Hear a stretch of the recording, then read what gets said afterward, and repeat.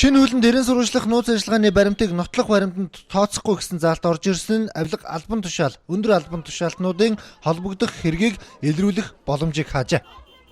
Авилга гээл ярьцгаагаад байдаг. Эний ч одоо баараггүй баримттай бэхжүүлдэг арга чинь гүйцэтгэх ажил байдаг шүү дээ. Мөнгө төгрөг тоолж явахад нь барьж авсан бол тэр бичлэгийн шүүгтэр нотлох баримтын хэмжээнд үнэлдэг ийм л эдэн шүү дээ.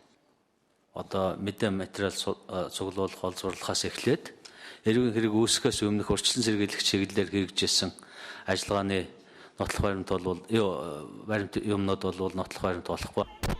Авилга болон төрийн өндөр албан хаагчдад холбогдох хэрэг дээд зэргийн нууцлалтаагаар үлдэгдэг гэж хэлдэг.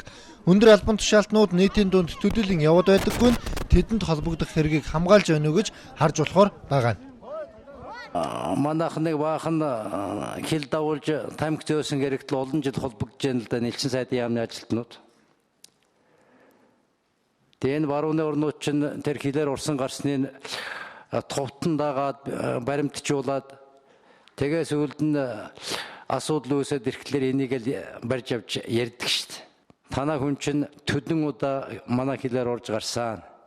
Ингэж яхтаа энэ ийм юм хийсэн. Энийг нь бид баримтжуулсан ингээл биднийг л зогсоодог шүү дээ. Баримт мэдээлэл нотлох баримт гэдэг байгаа зүйлүүд маань бол зохих нөгөө байгууллагын зөвшөөрлгөө ерөөсөө энэ мэдээлэлээр олж авсан баримтууд учраас шууд нотлох баримт болох бол үндэс болохгүй.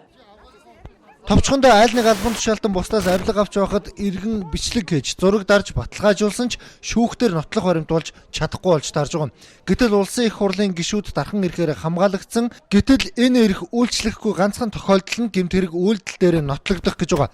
Тэгвэл энэ зүйл залт хэрэгжих нь худлаа боллоо.